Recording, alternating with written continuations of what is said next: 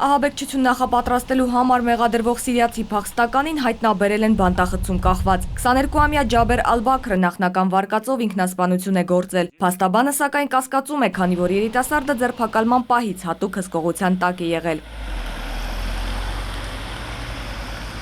Ալ-Բաքրին երկուշաբթի ձերբակալել էին Բերլինի օդակայանում ահաբեկչություն նախապատրաստելու կասկածանքով։ Նրա տանը 1,5 կիլոգրամ պայթուցիկ էին հայտնաբերել։ Նրա գտնվելու վայրի մասին ոստիկանությանը հայտնել էին սիրիացի փախստականներ, որոնց տանն էր թաքնվում Ալ-Բաքրը։ Կանցլեր Մերկելը գիտակից սիրիացիներին հերոս է անվանել, մինչդեռ հարցաքննության ժամանակ Ալ-Բաքրը պնդում էր, որ նրանք գործել են իր հետ, սակայն վերջին պահին մատնել իրեն։ Որոշ քաղաքական գործիչներ առաջարկում են պարգևատրել այդ սիրիացիներին։ Գերմանիայում այժմ քննարկում են փախստականներին պարգևատրելու գումարը։ Միաժամանակ ֆրանսիական Բազիեի քաղաքապետի նախաձեռնությամբ ամբողջ քաղաքը պատվել է հակամիգրանտային պաստառներով։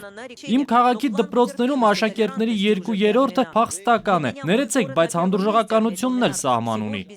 Բազիեն պարտավորվել էր 170 փախստական ընդունել, բայց Փարիզը պարտադրել է Ֆրանսիայի քաղաքների մեջ բաժանել սահմանամերձ Քալեի ջունգլիներ կոչվող ճամբարի փախստականներին։ Սա նշանակում է, որ այդ քաղաքը պետք է ապաստան տա ևս 40 փախստականի։ Այդուհանդերձ Բազիեի քաղաքացիները քաղաքապետին մեղադրում են ռասիզմի մեջ։ Նրանք 36,000 ստորագրություն են հավաքել ու պատրաստվում են դիմել դատարան քաղաքում փակցված հակամիգրանտային պաստառները հանելու եւ քաղաքապետարանի հանդեպ պատիժ կիրառելու պահանջով։ Փախստականների հանդեպ հանդուրժողականության համար պատիժ է պահանջում նաեւ Իտալիան։ Վարչապետ Մատեո Ռենցին այս հարցը բարձրացնելու է հաջորդ շաբաթ Եվրամիության գագաթնաժողովին։